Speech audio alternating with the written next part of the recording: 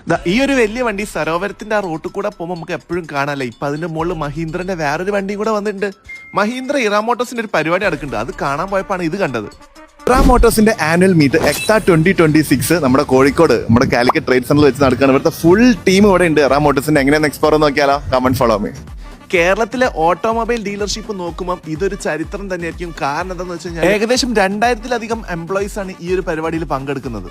ഇത്രയും ആളുകളെ ഇൻക്ലൂഡ് ചെയ്തിട്ട് നമ്മുടെ ഇറ മോട്ടോഴ്സ് ആണ് കോഴിക്കോട് ഇങ്ങനത്തെ ഒരു പരിപാടി സംഘടിപ്പിച്ചത്. 10 വർഷത്തിലൊക്കെ കൂടുതൽ വർക്ക് ചെയ്തിട്ടുള്ള ആൾക്കാർക്കുള്ള ഒരു ആദരവും അതേപോലെ തന്നെ സമ്മാനങ്ങളും ഒരുപാട് ഗ്രാൻഡ് പ്രോഗ്രാം തന്നെയായിരുന്നു.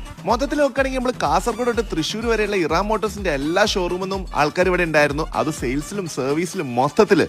ഇറാമിന്റെ ചെയർമാൻ സിദ്ദീഖ് അഹമ്മദ് സാറും പിന്നെ ഒരുപാട് ഒഫീഷ്യൽസിന്റെ സാന്നിധ്യത്തിലും പരിപാടി ഗ്രാൻഡായി. ഇറ മോട്ടോഴ്സ് ആയിട്ട് അസോസിയേറ്റ് ചെയ്തിട്ടുള്ള എല്ലാവർക്കും തന്നെ ഇവിടെ ഒരു അപ്രിസിയേഷൻ ഉണ്ടായിരുന്നു. മൊത്തത്തിൽ ഇവിടെ വന്നവർക്കെല്ലാം വളരെ വ്യത്യസ്തമായുള്ള ഒരു അനുഭവം തന്നെയായിരുന്നു കേട്ടോ.